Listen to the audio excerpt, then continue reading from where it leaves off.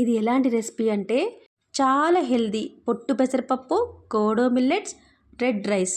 ఇవి 1 కప్పు పొట్టు పెసరపప్పుకి 1 cup red rice, 2 కప్పుల కోడో మిల్లెట్స్. ఇవి సాయంత్రం నానబెట్టుకొని రాత్రి రుబ్బడానికి ఓపిక లేక పడుకున్నా సరే తెల్లవారి సగం కప్పు అటుకులు కలిపి రుబ్బేసుకుంటే అప్పటికప్పుడు చేసుకునేలాంటి దోశ రెసిపీ.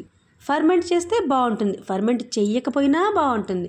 దీంట్లో టేస్ట్ కోసం క్యారెట్, ఆనియన్, కరివేపాకు ఇవన్నీ పిండిలో కలిపేసుకొని చక్కగా దోశలు పోసేసుకోవాలి. పెనానికి అంటుకోవు, చాలా ఈజీగా తీయొచ్చు. ఇలా కాలిన తర్వాత రెండో వైపు తిప్పుకొని మంచిగా కాల్చేసుకొని కొత్తిమీర పల్లీలతో పచ్చడి చేసుకొని సర్వ్ చేసుకుంటే చాలా బాగుంటుంది. చాలా ఈజీగా చేసుకునే హెల్తీ బ్రేక్ఫాస్ట్ రెసిపీ. తప్పకుండా ఈ రెసిపీ తయారు చేసుకోండి.